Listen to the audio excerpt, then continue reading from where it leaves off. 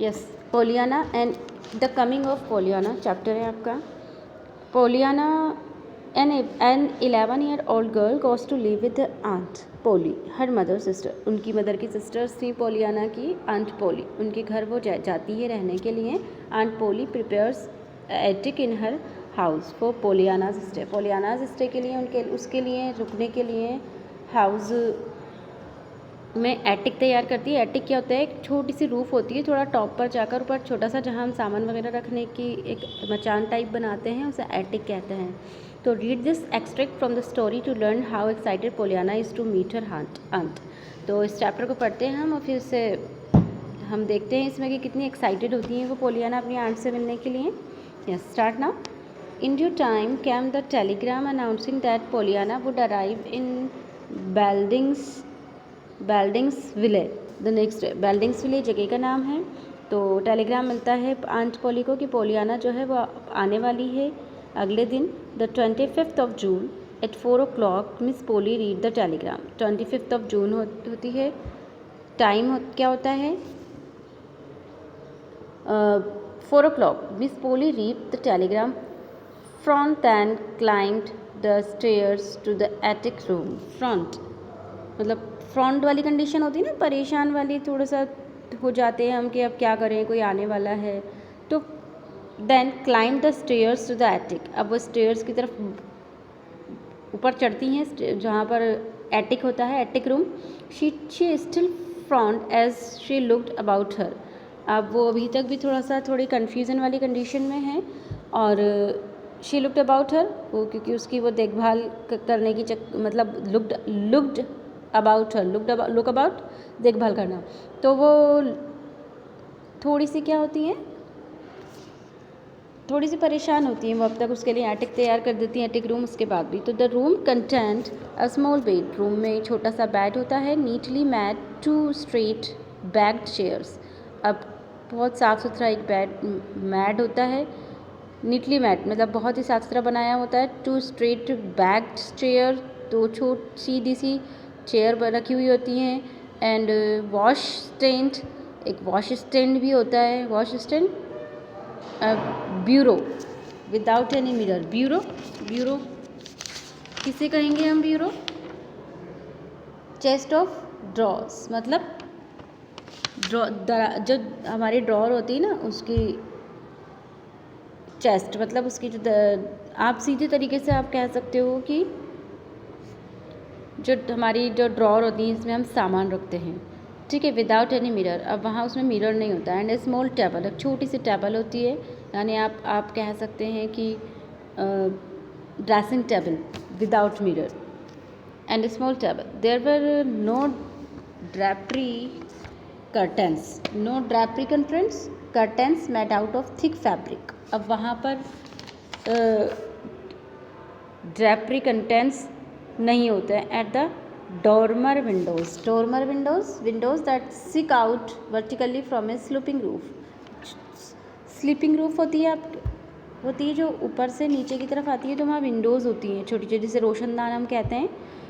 तो वहाँ पर कोई कर्टेंस भी नहीं लगे रहते, क्योंकि हमारी छत के मोस्टली रोशनदान कहाँ होते हैं, हमारे छत की टॉप होती है, जो हमारा जो सीलिंग होती है, रूफ टॉप होती है, तो उसके ऊपर बड़े बड़े रोशनदान होते हैं। तो वहाँ एटिक उसने बनाया, तो वहाँ पर कोई ड्रॉपरी कर्टेंस भी नहीं थे। No pictures on the wall पर पिक्चर्स भी नहीं थी। All day the sun had been pouring down upon the roof, और पूरा दिन जो सन है वो अपनी सनलाइट उस रूफ पर डालता रहता है। And the little room was like an oven for heat, अब तो वो छोटा सा जो रूम था वो बिल्कुल ओवन की तरह लग रहा था, क्योंकि ना कोई ड्रॉपरी कर्टन थे ना कुछ उसमें विंडोज़ में, और ऊपर बना हुआ था तो सन पूरा उस पर कंटिन्यू आ रहा था, तो वह बिल्कुल ओवन की तरह था। As there were no screens the windows had no been raised, अब स्क्रीन्स मतलब वहाँ पर कुछ जैसे हम कांच वगैरह लगा देते हैं, कुछ गेट होते हैं, तो वो भी वहाँ पर नहीं थे।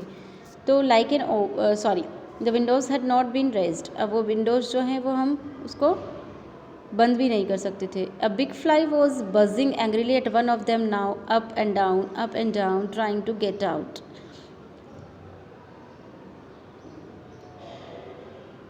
अब क्या हुआ, एक buzzing big fly, big fly जो मक्खियाँ हमारे घर में होती हैं, वॉज बजिंग कर रही थी, वो गुस्से से at one of them now up and down ऊपर नीचे कर रही थी, ट्राइंग टू गेट आउट बाहर निकलने के लिए। लेकिन वहाँ पर कुछ ऐसा स्क्रीन्स नहीं थे, कोई गेट नहीं था कि उसको हम, जैसे नेट लगी रहती है तो अब उसको हटाए कैसे, नेट कांच होते हैं तो हम उसको ऊपर करके खोल के उसको फ्लाई को बाहर कर दें, बट ऐसा वहाँ पर कुछ भी नहीं था। Nancy, Miss Polly said a few minutes letter.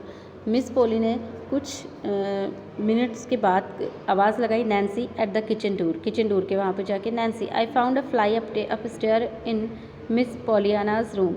मैंने एक फ्लाई को देखा है मिस पोलियाना के रूम में। The window must have been raised at some time. अब विंडो को खोल देना चाहिए थोड़ी देर के लिए।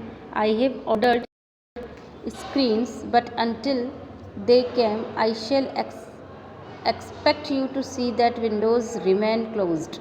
मैंने तुम्हें ऑर्डर दिया था उसको खोलने के लिए, लेकिन मैंने अभी तक देख रही हूँ कि वो विंडो अभी तक भी बंद है। My niece will arrive tomorrow. मेरी जो नीस है वो कल पहुँच जाएगी at 4 o'clock। I desire you to meet her at the station. और मेरी इच्छा है, मेरी डिज़ायर है कि तुम उससे मिलने जाओ स्टेशन पे। Timothy will take the open buggy.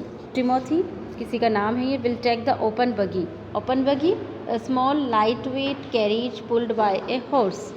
Small buggy होती है, हॉर्स के थ्रू लेकर जाया जाता है, छोटी सी। तो वो कहा कि टिमोथी जो है वो लेकर जाएगा open buggy and drive you over, और तुम्हें लेकर जाएगा ड्राइव करके वहाँ पे। The telegram says light hair red checked. अब टेलीग्राम में कहा गया है कि लाइट हेयर हैं उसके, रेड चेक्ड हैं, गिंघम ड्रेस है, गिंघम dress, red and white red checked मतलब रेड कलर की चेक वाली, या उसकी रेड एंड वाइट कलर की चेक वाली ड्रेस है, लाइट हेयर हैं। एंड स्ट्रा हेड, और स्ट्रा का हेड लगा रखा है उसने। That is all I know but I think it is sufficient for your purpose. अब उसको उसकी पहचान बता रही है कि रेड एंड वाइट कलर की चेक वाली ड्रेस है, लाइट हेयर हैं और स्ट्रा का हेड लगा रखा है, तो ये मैं सोचती हूँ कि ये सफिशिएंट है तुम्हारे लिए कि तुम उसे फाइंड आउट कर लोगी स्टेशन पे। तो कहती है यस मैम बट यू, लेकिन तुम। तो Miss Polly evidently read the pause right का means understood the pause correctly, मतलब समझ जाना। एंड यू, जैसे ही उसने बोला यस मैम बट यू, तो मिस पोली ने समझ गई यू कि वो क्या कहना चाह रही है। तो so for she frond and sad crispy. Frond मतलब वही कंफ्यूज होना, और कहा no I shall not go, मैं नहीं जाऊँगी। मतलब वो मिस जो नैन्सी थी वो कह रही थी कि ठीक है मैम मैं चली जाऊँगी, लेकिन आप, तो वो समझ गई कि वो क्या कहना चाह रही है, तो उसने उसको रोक दिया वहीं, रीड द पॉज राइट, वहीं के वहीं से बोलते बोलते रोक दिया।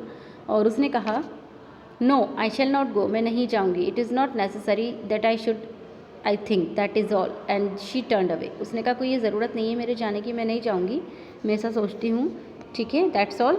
एंड शी टर्न्ड अवे, और वह मुड़ गई। Miss Polly's arrangements for the comfort of her niece Pollyanna were complete. अब मिस पोलिया का जो अरेंजमेंट था वो पोलियाना के लिए बिल्कुल कंप्लीट हो चुका था। In the kitchen Nancy sent her flat iron with the vicious dig across the dish towel she was ironing. In the kitchen Nancy sent her, Nancy ने उसको भेजा flat iron with the vicious dig. Vicious dig क्या होता है? Strong chap, मतलब बहुत ज़्यादा strong थी वो। Across the dish towel she was ironing, वो जो आयरनिंग कर रही थी तो उसने किचन में नैन्सी ने भेज दिया उसे। तो लाइट हेयर, रेड चेक्ड, गिंगम dress and straw head, all she knows. अब वो सब जानती थी, मतलब किचन में नैन्सी ने देखा कि वो आयरन कर रही थी, तो डिश टॉवल वगैरह रखा था, आयरनिंग हो रही थी किचन, तो वो कर रही थी। तो वो सोचने लगी कि लाइट हेयर,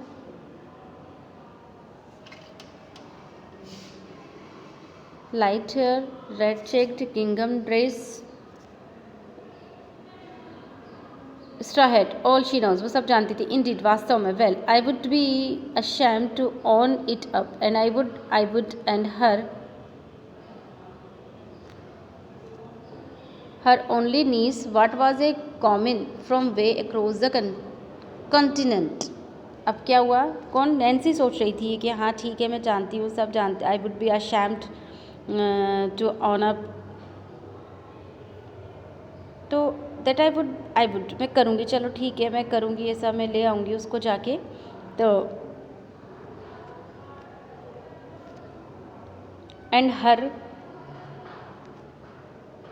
ओनली नीस, अब उसने क्या सिर्फ तो उसके नीस है। वाट वाज ए कॉमन, कोई भी इतना कॉमन, क्या कॉमन है इसमें? From way cross the continent promptly at 20 minutes to 4, promptly at 20 minutes to 4, अब 20 minutes to 4 हो गए थे। The next afternoon Timothy and Nancy drove off in the open buggy to meet the expected guest. Expected guest जो आने वाला था उनसे मिलने के लिए अगले आफ्टरनून में टिमोथी और नैन्सी ड्रोव ऑफ ड्राइव की थर्ड फॉर्म, ड्रोव ऑफ चले गए वो open the buggy, open buggy में, to meet the expected guest से मिलने के लिए। Timothy was old Tomson, Timothy कौन थे अब? ओल्ड टॉम्सन, ओल्ड जो टॉम थे उनके सन था Timothy. It was sometime said in the town that if old Tom was Miss Polly's right hand man, Timothy was her left. मतलब कोई old Tom होंगे इनके राइट हैंड थे, कहा जाता था उस विलेज में